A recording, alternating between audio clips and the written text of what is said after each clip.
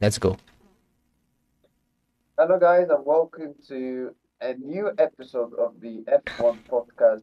Today, I'm here with doing the F1 podcast with my friend Muhammad. My name is Muhammad Ahmed. Um, Sorry, we haven't done the F1 podcast for quite some while and quite some time, as we should have done the Japanese Grand Prix review, which we're gonna do at the start, and obviously we're gonna talk after the Japanese Grand Prix review. We're gonna talk about Stefano Domenicali's comments and other things related to the new regulations, whether can it be improved, etc. So yeah, but we'll to just mention it, we didn't do the race review of the Japanese Grand Prix because obviously me and Mohammed were quite busy in what we had to do, and obviously we were both in university doing our own jobs, so it was quite not easy. But we're now more than free. We just finished what we had to do, and I can promise you guys that we will keep doing podcasts week after week, as Formula One is slightly but surely starting to come back as next week, or in 7, 10 days, the Miami Grand Prix is coming up. But first, let's start with Mohammed. How are you? I'm fine. I'm fine. How are you doing? I'm good, thank you. Mm-hmm. So let's get started. Let's start with the Japanese Grand Prix, as obviously in qualifying it was business as usual. Mercedes won two. Kimi Antonelli getting pole position yet again. And then in the race, uh, Antonelli won the race, but it wasn't as straightforward as it was. As the race started and Ferrari got to a decent start, Mercedes had a very difficult start once again. McLarens were absolutely fantastic with the start, and as Piastri said, if they can start a race, they show what they can do. Uh, but great start from Piastri. He got himself to first position. Lando with a brilliant overtake down the outside. George Russell climbing up to third, and Leclerc was second. And then, despite Mercedes had a difficult start, obviously Mercedes started to recover and make some positions, and the gaps were getting closer between Aston Russell and Antonio was getting a bit quicker as well. And then obviously the unfortunate crash of Edmund, which was very, very, very dangerous. But thankfully he was okay. That brought for a safety car where Oscar Piastri pitted, George Russell pitted, but Kimi Antonelli didn't, Mm-hmm. and that put himself in a great position to take first position, especially after the safety car. And then after that, Antonelli dominated the race and won the race quite comfortably again. But a great performance from Piastri, very encouraging performance from him in his first race start of the season. Great performance from him. Leclerc getting a decent podium. George Russell had a very very difficult race.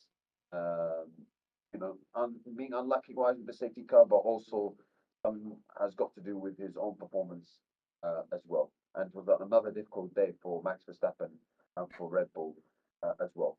So tell me, Mama, what did you think of the whole race on Japan? Overall, from my side, because I'm a McLaren fan, I was pretty disappointed slash happy with the progress we've made. It encouraged me that this season might be more than just Mercedes domination.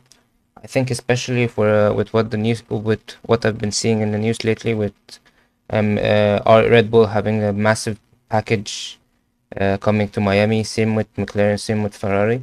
It's gonna be an interesting season, as Fred Vesser said. New new championship from Miami onwards.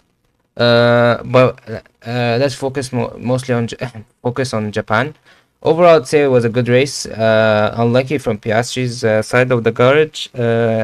I wish that both McLarens were in the podium. I hope Lando Norris takes this long break to like re get himself back in form, because the last four races have been dreadful from his side of the garage. He hasn't been in the top four in the last four races, qualifying wise.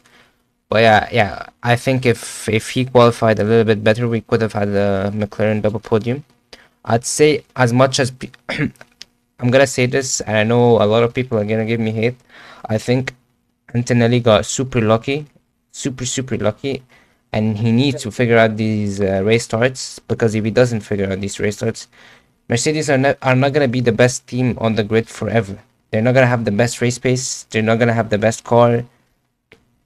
So he needs to figure out these race starts. If he keeps bottling the starts like this, he's not gonna be able to come back up to the podium. I understand he's a championship leader and everything, but the last four races he's bottled the start. It's getting ridiculous. Anyway, overall the race was good. Kind of a crazy crash from Berman.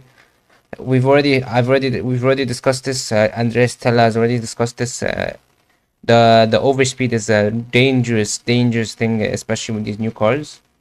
So yeah, we'll see if these new changes, which we're gonna speak about later, help reduce this kind of overspeed. But I don't. I'm very questionable about it. But we'll see. Anyways, let's move on, I guess. I mean, obviously it brings doubts and questions about that, but we're going to speak more about it. But I want to speak to you about McLaren because obviously, as you said, McLaren have shown great performance, especially here in that weekend in Japan. Piastri performed really well. Lando had a good start, and I don't think it's fair to say Lando had a dreadful start, a dreadful result in the last three races because let's not forget in all practice sessions he's not had Yeah. you know Can I add? build up Sorry, can I add one more thing?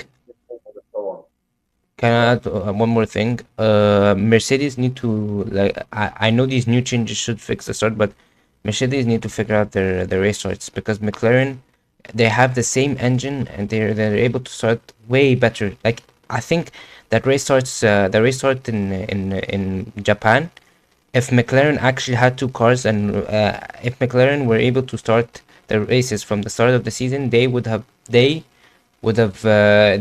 in, like, I think P2 in the championship. I genuinely think they would have been P2 in the championship. Yeah, they had they didn't have the best race pace, but if they genuinely started all the races, they would have been P2 with their race starts. Their race starts are, I think, they have the best race starts on the grid, especially from what we've seen in Miami, in Japan. So we'll see in Miami. Yeah. But like I said, McLaren, I think they shown pace in Japan. And I'm pretty sure we're gonna see them being better in Miami and Canada, as obviously Andres Stella said, that we're gonna completely see a new MCL 40. But they were good in Japan. Norris also in some cases he was good, but obviously in the first three races he's not been helped with obviously not running much in the practice session, as for example as much as Piastri because Norris has had lots of issues in his car. But what did you think of McLaren? Where do you think McLaren's good pace came from that weekend, and how much improvement you think we could see McLaren going forward to Miami and the Canada? What do you think will be enough to close the gap to Mercedes, or they're gonna just improve?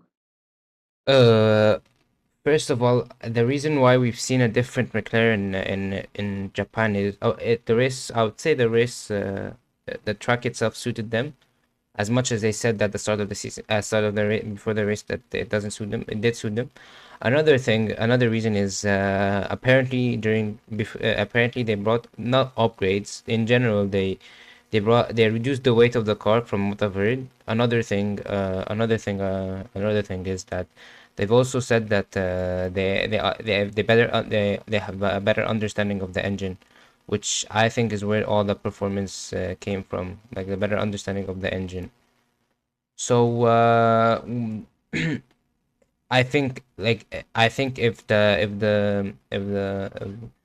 the package is good, which I think it is going to be good, especially knowing McLaren, they're gonna compete with Mercedes. Like, they're gonna make Mercedes struggle, and Ferrari as well. Do you think the McLaren's next two races, Miami and when we're gonna see them improve, because I'm pretty sure McLaren will improve in the next two races. Do you think that will be enough to close the gap to the Mercedes. Yeah, I'm hopeful. Yeah, I'm hopeful they're gonna close the gap to Mercedes. Mercedes, I don't think Mercedes do have a good package. Yeah, but I don't think they have the best package when it comes to the aerodynamic side of the car, the packaging itself of the car. They have a great engine and a great understanding of their engine, but the packaging in general of the car itself is not. I don't think they have the best, the best aerodynamic package out of the entire grid. I think Ferrari have the best aerodynamic package out of the entire grid, but their engine is really bad. Like I've heard reports that their engine is probably the worst engine on the grid, other than Honda, of course. But and I've even heard some people have said that even Red Bull have the best engine on the grid, better than the Mercedes one, which is another report I've heard. So yeah, Not, not according to not according to what we saw from the start of Red Bull this season. I genuinely think it's all to do with the chassis of the car and them being very overweight. Like you lose those 15 or 10 kg, you that's a lot of time gained. Also, the package itself was pretty horrendous. So we'll see. We'll see. We'll see in Miami. Miami is Yeah, gonna be like very important for the entire grid, and it's gonna be yeah, important for Formula One as a whole. The new changes and the different upgrades that are coming to Miami. It's gonna be a huge leap. We'll see. Huge change. yeah, It's gonna be like the start of the season all over again. I think at least I think that. We'll see. yeah. Okay. Even Fred Vasseur Do said. you wanna So, yeah, but I want to ask two more questions, related to teams in the Japan Grand Prix, and then we're going to move on to other things. okay. First, you talked about the race starts of Mercedes. I mean, Mercedes have had a great start to the season. They are 1-2 in the drivers' championship. They have a very good lead right now in the constructors' championship over Ferrari and McLaren. But obviously, the deficiencies they've shown is that Antonelli and Russell have had poor starts. And in my opinion, yeah, okay, the Mercedes have had a great result, but I think at some point, if Mercedes don't fix their race starts, at some point it will cost them the championship. Whether that's who, whether that's Russell or Antonelli, that's we don't know. But one of them, if they keep having these bad starts, it's gonna cost them one of them the drivers' championship because you keep making these silly mistakes. Because at some point, Mercedes, even though Mercedes have had a great start and they've been the best car, at some point, at some race, the Mercedes are not going to be as good as they were in the first three races. Yeah, for sure. As I said, once they don't have the best package on the grid and but not the fastest car in race pace, they're gonna lose out. For example, if Antonelli starts P3, okay, they had insane qualifying pace with their engine, and they were able to qualify, say, 1-2, and Antonelli bottles the start again in Russell, and they end up being in P7 or P8. They're not, if they don't have and they don't have the best car when it comes to race pace, they're not gonna be able to go up to it. They're not gonna be able to go back into the podium. It's gonna punish them. So yeah, it's gonna be a problem. But Absolutely. apparently, Uh, which we're gonna discuss later, apparently these new regulations should help reduce that. I'll discuss that later once we move on. yeah. Oh, Final question towards the Japanese Grand Prix, then we move after what we're going to talk about. Red Bull, I mean, it was another difficult weekend for them, and Max Verstappen was out in Q2. He also even had problems going past Pierre Gasly, where obviously Verstappen was waving to to Gasly, and Red Bull had lots of problems in that weekend, or even whole season actually so far. I mean, do you see Red Bull at any time, even with their upgrades, because they brought upgrades in Japan? Let's not forget. Do you see them improving anytime soon, or you think this is going to be the trajectory they're going to go on for their season? I don't have hope in Pierre Welch, especially after especially after like the entire team is now disbanded basically the entire team that won the four championships is gone. most of them at least. The only person that's remaining is probably Pierre Welch.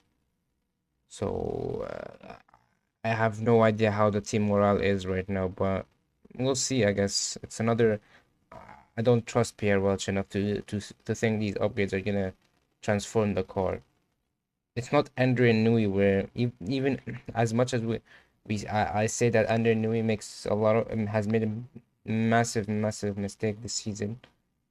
I genuinely think he is a genuine good designer. It's not